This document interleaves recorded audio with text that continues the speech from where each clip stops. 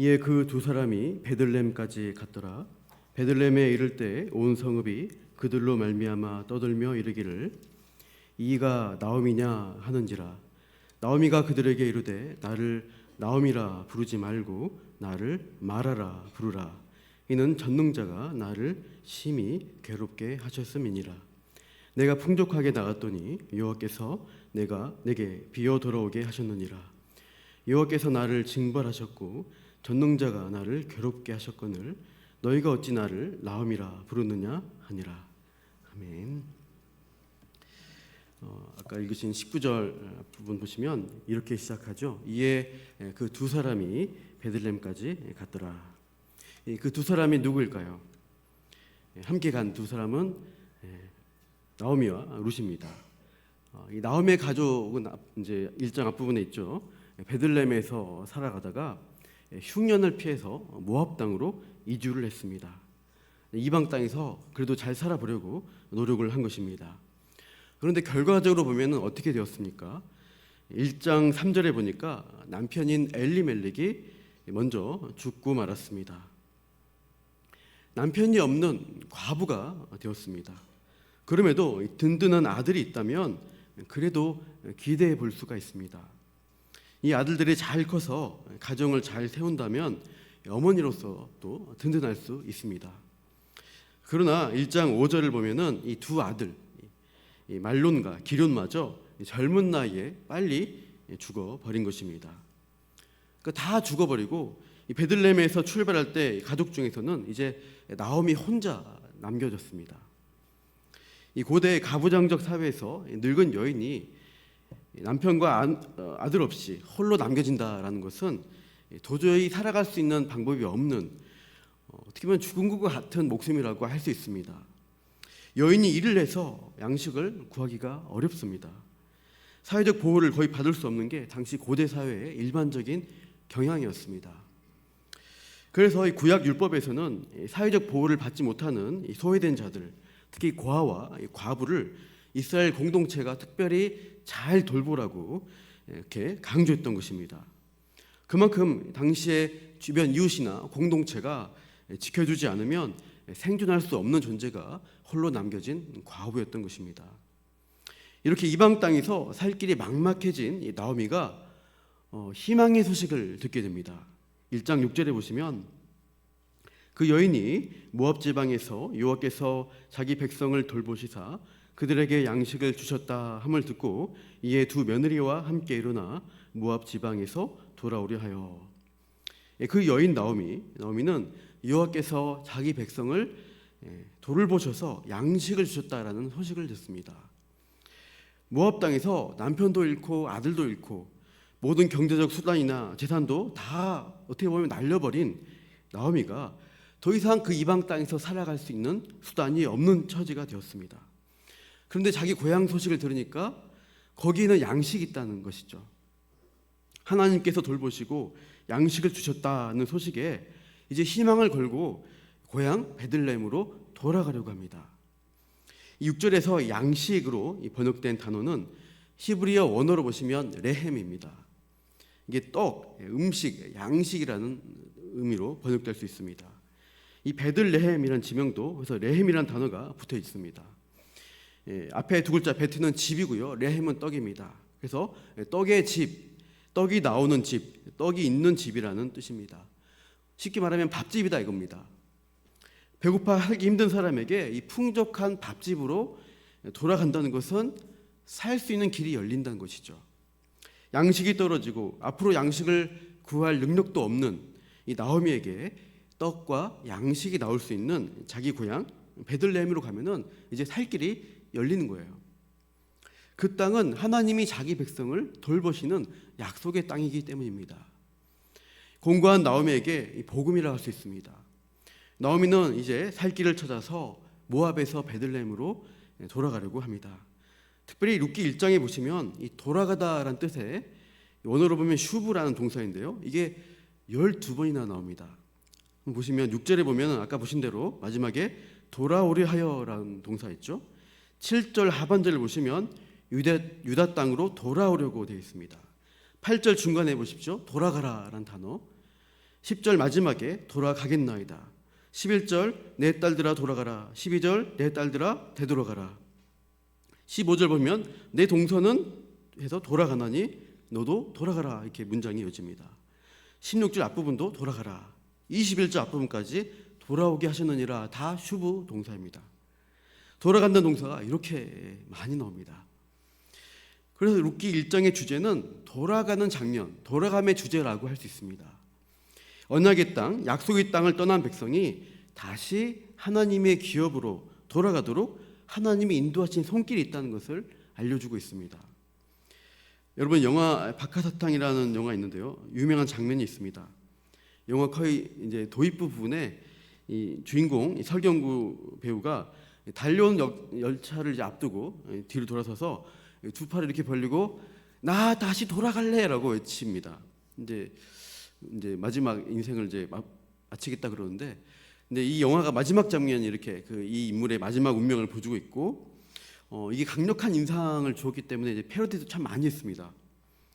근데 이제 그 다음에 이어지는 영화 속 장면들은 이제 과거로 점점 역순으로 가면서 이 설경구라는 배우가 그 인물이 과거에 살아왔던 험난한 인생의 여정을 쭉 차례차례 보여주는 내용으로 이어집니다. 그러니까 마지막에 맨 처음에 나왔던 것이 마지막 결론 같은 것인데, 나 다시 돌아갈래. 이 의미는 그동안 잘못된 선택을 하고 망가진 삶을 살아온 자기 인생을 한탄하면서 처음에 순수한 시절로 돌아가고 싶다. 그래서 다시 시작하고 싶다. 이런 강력한 소망을 나타내는 대사였습니다. 주제입니다. 나 다시 돌아갈래. 그렇게 안 살래. 오늘 보는 룻기 1장 문맥에서 그 목소리를 떠올릴 수가 있는데요.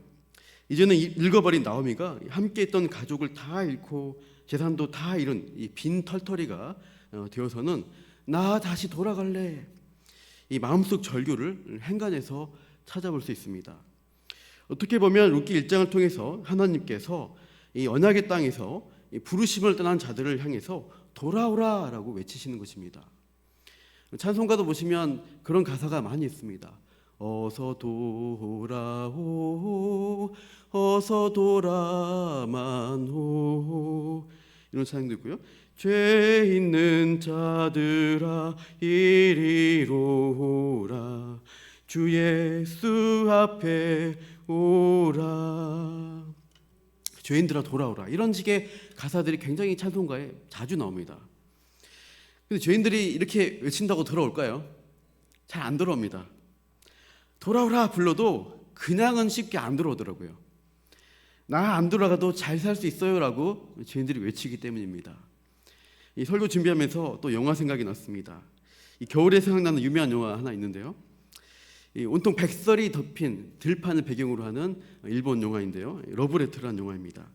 한 번씩 다 보셨을 것 같아요. 우리 젊은 친구들은 혹시 안 볼 수 있는데 굉장히 재미있습니다. 근데 스펙타클한 건 없고요. 잔잔한데 마지막에 참 재미있습니다. 이제 제가 지난주가 카페에 갔는데 유행인 것 같아요. 라디오에서 이제 시원한 음료를 마시고 있는데 라디오에서 틀어주는 음악이 성탄 캐럴이 나오더라고요. 너무 더우니까 캐럴 들으면서 시원해져라, 이런 이제 그런 기분으로 이렇게 반대로 계절을 반대로 해서 들려주는지 모르겠습니다. 요즘 더위 같은 때는 특히 이 러브레터 같은 겨울 영화 추천드립니다. 마음이라도 시원해지시라는 것이죠. 이 러브레터 마지막 장면입니다. 첫 장면인데 이 마지막 장면에 여자 주인공이 사고로 죽은 남자친구가 죽은 그 산을 찾아갑니다. 온통 눈으로 덮인 그 설원에 대고 이제 외친 말이 이거죠. 오겐키 데스까 하고 외칩니다. 일본어 아시는 분들은, 영화 보신 분들은 기억나시죠? 잘 지내고 있나요? 라고 하는 인사, 안부 인사예요. 그러니까 아무도 없지만 이제 남자친구가 죽은 그 산을 향해서 잘 지내고 있나요? 라고 혼자 이제 인사를 던지는 것이죠. 그리고 여주인공이 하는 말이 와타시와 오겐키 데스 합니다. 나는 잘 지내고 있어요. 이런 이제 외침을 합니다. 그러니까 나는 혼자서도 그리워하지만 잘 지내고 있다라고 일단 따뜻한 인사말을 건네는 거죠. 근데 죄인들이 이런 영화 대사를 악용하는 것 같습니다. 하나님을 향해서 이렇게 외치는 거예요. 와타시와 오겐키 데스. 나는 하나님 없이 잘 살 수 있습니다. 나는 하나님 내 인생에 간섭하지 마세요. 저 혼자 잘 살아요. 괜찮아요. 죄 용서니 구원이니 그런 거 하지 마세요. 그냥 가만히 내버려 두시면 알아서 하겠습니다. 이런 모습이 죄인의 외침입니다. 그래서 그렇게 내버려 두면은 진짜로 그 사람이 잘 사는 걸까? 자기 소견에 오른 대로 살아가는 게 정답이라고 생각했던 이 사사기 시대 백성들, 그들은 어떻게 했습니까? 그 죄인들에게 하나님이 가만두지 않았습니다. 니들 그렇게 살면은 죽는다는 거예요. 정신 차리고 내게로 돌아오라. 계속해서 하나님이 사사기 백성들을 가만히 두지 않으십니다. 고통을 주시고 징계를 주셔서 그들이 하나님을 찾고 부르짖도록 만드십니다. 내버려 두면은 그냥 잠이라는 거예요. 하나님 백성의 정체성을 잃어버립니다. 그냥 가만히 그냥 가난화되어서 그냥 사라지는 것이죠. 그래서 하나님은 가만두지 않고 괴롭힌다고 여길 정도로 계속해서 그들을 간섭하십니다. 오늘 룻기 본문의 표현으로 보면 이런 겁니다. 21절인데요. 같이 한번 읽어보겠습니다. 시작. 내가 풍족하게 나갔더니 여호와께서 내게 비어 돌아오게 하셨느니라. 여호와께서 나를 징벌하셨고 전능자가 나를 괴롭게 하셨거늘 너희가 어찌 나를 나옴이라 부르느냐 하니라. 풍족하게 나갔습니다. 풍요를 가지고 이제 더 큰 풍요함이 있을 것을 기대하면서 이방 땅으로 나아갔는데 결론은 어떻게 되었습니까? 하나님이 모조리 싹 비워버리셔서 아무것도 없이 이제 돌아오게 되었습니다. 빈손으로 돌아옵니다. 이게 나오미의 고백입니다. 나갈 때는 가세가 풍족했죠. 흉년과 위기가 오니까 그래도 피해보겠다고 다른 데로 가서 더 잘 살아보겠다고 약속의 땅을 떠나갔습니다.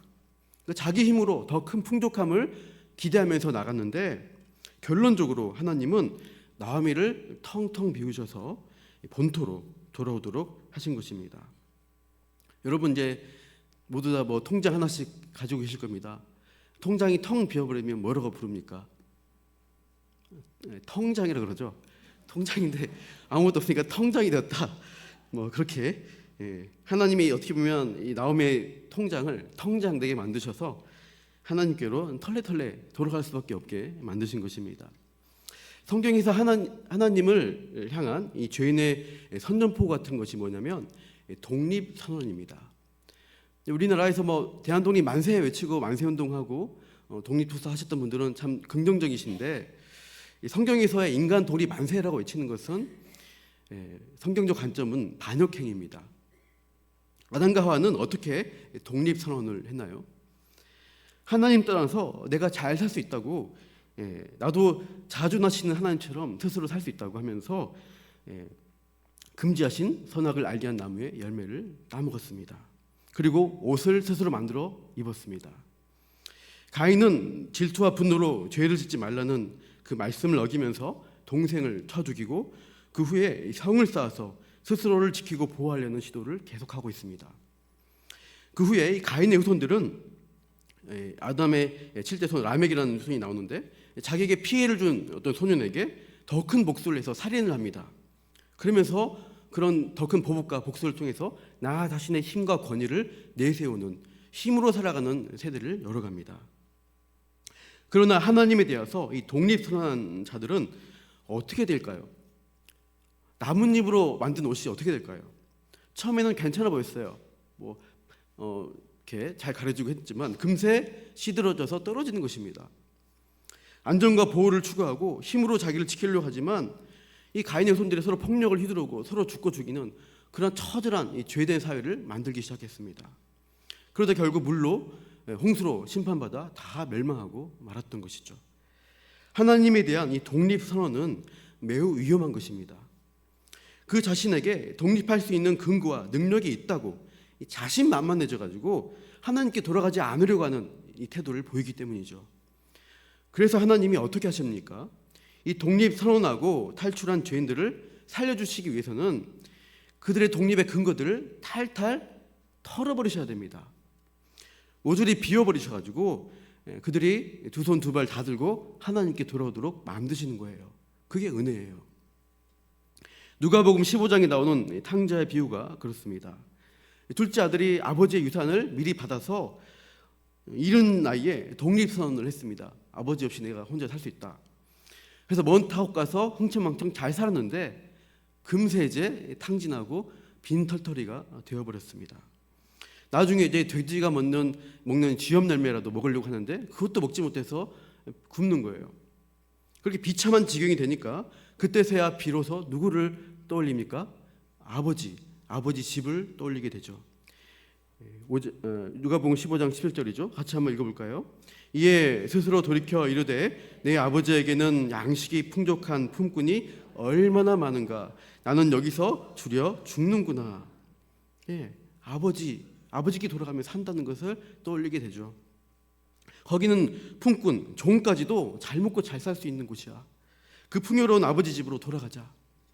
독립이 아니라 아버지께 의지하고 아버지의 보호 아래 들어가야 살 수 있다는 것을 깨닫고 발길을 돌리게 되는 것입니다. 내 방법과 능력이 막히고 내가 가진 것, 의지하는 것이 털려지고 비워지게 될 때 우리는 그때서야 아버지 집에 풍족한 양식을 떠올리게 됩니다. 하나님은 이 가나안 땅에 출애굽한 이스라엘 백성들을 보내실 때 그 땅에 대해서 미리 신명기에서 이렇게 설명하고 계십니다. 좀 긴데요. 제가 먼저 읽어드리면 내가 들어가 차지하려는 땅은 내가 나온 애굽 땅과 같지 아니하니 거기에서는 너희가 파종한 후에 발로 물 대기를 채소밭에 댐과 같이 하였거니와 너희가 건너가서 차지할 땅은 산과 골짜기가 있어서 하늘에서 내리는 비를 흡수하는 땅이요. 12절 같이 읽어보시죠. 내 하나님 여호와께서 돌보아 주시는 땅이라. 연초부터 연말까지 내 하나님 여호와의 눈이 항상 그 위에 있느니라. 아멘. 이 무슨 말씀일까요? 애굽 땅은 큰 나일강이 흐르기 때문에 물이 마르지 않습니다. 그 강 옆에만 있으면 언제든지 물을 구하고 물을 퍼 올려서 농사를 지을 수가 있는 비옥한 땅입니다. 그러나 가나안 땅은 그렇지 않습니다. 비가 내리는 대로 강이 없어요. 비가 내리는 대로 그냥 땅이 비를 다 흡수해 버립니다. 석회암질이어서 그 물이 이제 금방금방 흡수돼 버립니다. 그래서 적절하게 농사 지을 때 가장 필요할 때 하늘에서 비를 내려줘야 농사를 지을 수 있는 땅입니다. 그래서 하늘에서 내리는 비, 즉 비를 내리시는 하나님을 믿고 의지해야 살아갈 수 있는 땅이 바로 가나안 땅입니다. 그 땅에 이스라엘 백성을 보내셔서 하나님만 믿고 의지하며 살아가게 하는 그런 나라와 백성을 이루고자 하신 것이죠. 애굽처럼 모든 거 다 쌓아놓고 아무 근심 걱정 없이 사는 세상과 다르게 하늘의 공급이 있지 않고는 살 수 없는 좀 불안하게 만드는 그런 땅을 하나님은 약속의 땅이라고 부르세요. 참된 약속과 안식은 우리가 쌓고 있는 재물에 있지 않습니다. 그것은 하나님께 보이지 않지만 늘 공급하시는 하나님께 달려있음을 우리가 기억해야 하겠습니다. 그런 곳이 가나안 땅이에요. 그런데 죄성을 가진 인간들이 자꾸 독립선언을 하면서 하나님 떠나고 내가 뭔가 쌓아가지고 하나님 없이 살아야지, 그게 잘못되었다는 것입니다. 엉뚱한 바알신을 의지하는 모습으로 변질되기 시작했죠. 그래서 하나님은 잃어버린 양, 이 백성을 부르시기 위해서 어떤 일을 하신다고요? 비우시는 일을 하시는 겁니다. 아프고 힘들지만 그 일을 통해서 하나님께 나아가게 되니 결론적으로는 감사한 일입니다. 그러나 당장 당하다 보면 너무 힘드니까 원망과 불평의 입술이 터져 나올 수가 있습니다. 19절 보시면 이 베들레헴 온 성읍 사람들이, 나오미를 원래 알고 있었던 사람들이 초라한 행세로 돌아온 나오미를 보고 이렇게 묻고 있죠. 이가 나오미냐? 이 사람 나오미가 맞냐? 나오미라는 말의 뜻은 그 이름이 나의 기쁨이라는 뜻입니다. 오랜만에 재회하는 반가움도 있었겠지만 기쁨과 즐거움의 대명사와 같았던, 정말 활약이 잘 살던 그 나오미가 삐쩍 말라서 옷도 굉장히 허술하게 해서 어떻게 이런 몰골로 돌아올 수가 있느냐 하면서 사람들이 놀라고 있어요. 과연 이가 나오미냐? 나오미가 뭐라고 대답합니까? 우리 20절 말씀 같이 읽어볼까요? 시작. 나오미가 그들에게 이르되 나를 나오미라 부르지 말고 나를 마라라 부르라. 이는 전능자가 나를 심히 괴롭게 하셨음이니라. 나는 희락, 기쁨, 그 나오미란 이름이 적합하지 않다. 내 이름은 지금 실상은 내가 마라야. 마라란 뜻은 쓰다, 괴롭다라는 뜻입니다. 쓰고 쓰다. 왜냐? 전능자가 나를 심히 괴롭게 하셨기 때문에 나는 마라다. 매우 쓰디 쓴맛을 하나님이 보겠다는 고백입니다. 나오미가 힘들다는 심경이죠. 아까 21절 보셨지만 계속 그런 심경을 나타내고 있습니다. 내가 풍족하게 나갔더니 여호와께서 내게 비오도록 하셨다. 여호와께서 나를 징벌하셨다. 나를 괴롭게 하셨다라고 말하고 있습니다. 여기에는 지금 현재 궁핍해진 처지에 이른 그렇게 이르게 한 하나님에 대한 일종의 원망이나 불평의 마음이 있는 것을 찾아볼 수 있습니다. 그 힘든 마음, 하나님 왜 이렇게 하셨어요? 그런 마음으로 나오미가 돌아오는데 자기 백성을 돌보시고 양식 주시는 하나님에 대한 기대감으로 왔죠. 그러나 지금 초라한 얼굴로 돌아오는 나오미가 불편한 마음을 가지고 있어요. 하나님 어떻게 저한테 이렇게까지 하실 수 있습니까?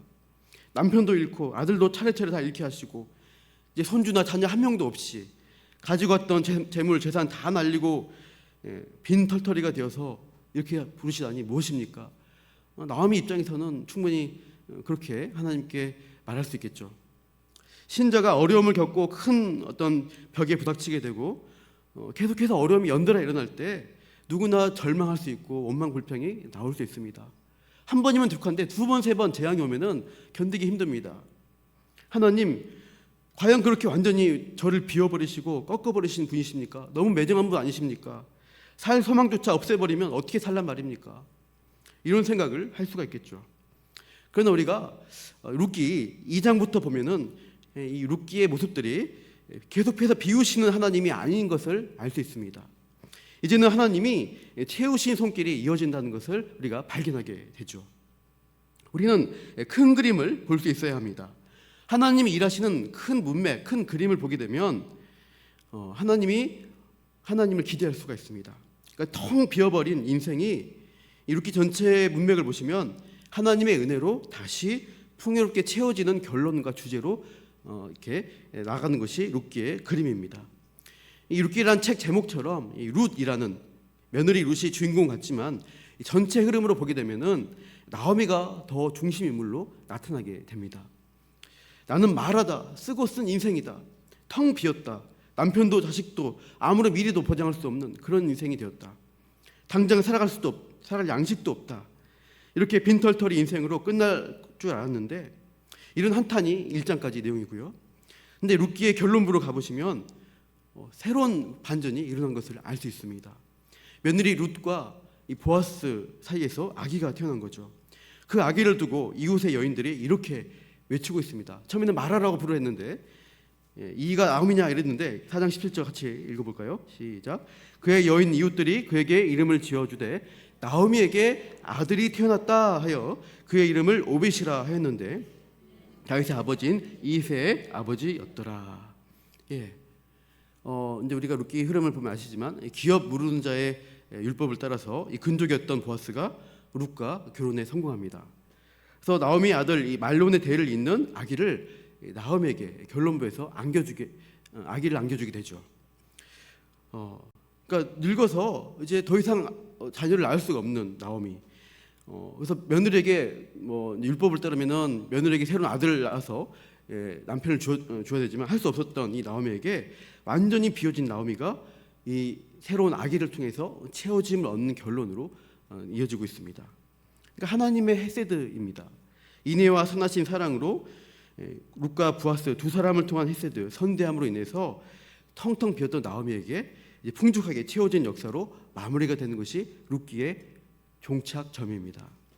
믿는 자는 인생의 비워짐과 고난을 겪을 때 그러한 하나님의 채우심을 기대할 수 있어야 하겠습니다.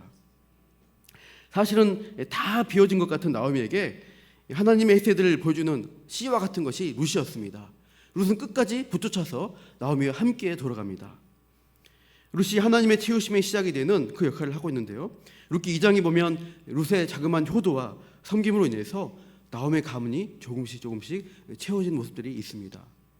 이삭을 주우면서 또 보아스를 만나면서 은혜를 입는 모습을 통해서 하나님의 도우심들이 나오미에게로 부어지기 시작하죠. 그런데 이렇게 하나님의 채우심을 경험하기 위해서는 전제는 그 앞에 인간적인 채움들, 내가 채워졌던 그런 것들이 비워지는 일이 전제가 되어야 합니다. 35년이라는 짧은 생애 동안 600여 곡의 명곡을 작곡한 모차르트에 대한 예화가 있어서 소개해드리겠습니다. 좋은 생각이 나왔던 예화인데요. 모차르트는 그에게 음악을 배우기 위해서 찾아오는 사람에게 꼭 한번 물어보는 질문이 있다고 합니다. 그날도 모차르트에게 음악을 배우겠다고 한 청년이 왔습니다. 모차르트는 늘 하던 대로 물어봤습니다. 당신은 음악을 배운 적이 있습니까? 예, 저는 어릴 적부터 피아노도 배웠고요, 바이올린도 10년 동안 배웠습니다. 이 대답을 듣고 모차르트는 고개를 끄덕이면서 원래 수업료의 2배를 내면은 제자로 받아주겠다라고 말합니다. 그 이후에 또 다른 청년이 찾아왔습니다. 이번에도 똑같이 질문하죠. 당신은 음악을 배운 적이 있습니까? 아니요, 음악을 배운 적이 없지만 열심히 최선을 다하겠습니다. 이 사람은 음악을 모른다는 이유로 모차르트가 받아주지 않을까 봐 불안해하면서 대답을 한 것인데요. 뜻밖의 모차르트는 이렇게 대답을 했습니다. 좋습니다. 수업료를 반만 내십시오. 누가 화가 나겠어요? 앞에서 2배로 내라 했던 사람이 부당하지 않냐고 항의를 하기 시작합니다. 아니, 음악을 전혀 모르는 사람에게 수업료를 반만 내라고 하고 10년 동안 음악 배운 나한테는 2배로 내라니 이거는 말이 안 되지 않습니까? 그래서 모차르트가 그 이유를 말해 주었습니다. 음악을 배운 사람들은 그 사람들을 가르칠 때 나는 우선 그들의 찌꺼기를 거두어내야 합니다. 그것은 아주 힘든 작업입니다. 그 사람이 이미 가지고 있는 것을 파괴하는 것은 가르치는 것보다 더 힘듭니다. 그러나 순수한 마음을 가지고 있는 사람에게 가르치는 것은 아주 쉬운 일입니다. 당신은 순수한 가슴을 가진 사람입니까? 그래서 비싼 수업료 받았다는 거예요. 걷어낸 다음에 채우는 게 힘들다 이겁니다. 더 좋은 것을 받기 위해서는 우리가 옛사람의 습성, 가짜로 채워진 나의 본성을 비우는 작업이 선행되어야 합니다. 헛된 우상으로 채워진 내 심령을 비우시는 하나님의 작업이 비록 아프고 힘들지만 그게 더 좋은 복을 받는 비결입니다. 그러므로 약속 안에 있는 사람은 하나님께 가까이 가기 위해서 비워지는 고통에, 때로 너무 힘드니까 원망과 불평에 있을지라도 큰 그림에서 하나님의 채워주심을 바라보면서 인내하심으로, 오래 참음으로, 기도와 간구로 나아가면서 더 좋은 곳을 채우시는 하나님의 은혜를 경험해야 할 것입니다. 이렇게 배우심의 과정을 겪을 때 힘들지만 우리는 더 좋은 것을 주시는 하나님의 채우심을 바라볼 수가 있습니다. 어쩌면 이 비우심의 과정이 더 길수록 하나님의 채우시는 은혜가 더 클 것입니다. 돈 주고 살 수 없는 극히 값진 진주와 같은 보배를 우리에게 주시려는지도 모르겠습니다. 그리고 다시 채우심은 세상의 체험, 물질적 체험이 아니라 하나님의 헤세드와 같은 인애, 사랑, 값없이 베푸시는 언약 안에서의 무조건적인 사랑입니다. 그게 복음이죠. 복됨을 이루신 분이 예수님이십니다. 그분이 궁극적인 헤세드의 실현이고 성취이십니다. 우리 모두 예수로 채워져서 만족하게 되고 풍족한 인생을 살아가는 하나님 백성 되시기를 축원합니다. 사랑하는 성도 여러분, 2024년이 1월 1일 시작한 지 얼마 안 된 것 같죠? 근데 벌써 절반 가까이 흘러갔습니다. 새해 결심한 것들 많이 이루셨나요? 아니면 이미 작심삼일 많이 무너지고 이미 많이 포기한 상태이실지도 모르겠습니다. 어쩌면 그렇게 내가 해야지, 내가 할 수 있어 했던 그것들이 포기되고 비워지는 과정을 통해서 이제는 하나님 도와주세요, 하나님 채워주세요, 그런 자리로 나아갈 수 있지 않을까요? 내 마음을 채우고 있었던 헛된 우상, 내 자랑, 만족, 거짓과 탐욕, 미움과 증오 등을 다 비워주시고 하나님의 것으로 가득 채워주시기를 기도하면서 올해 남은 하반기를 함께 힘있게 나아가시기를 바랍니다. 그렇게 비우시지만 더 좋은 곳으로 채워주시는 하나님의 은혜를 사모하며 신령한 것들로 충만케 하시는 남은 올 하반기 되시기를 축원합니다.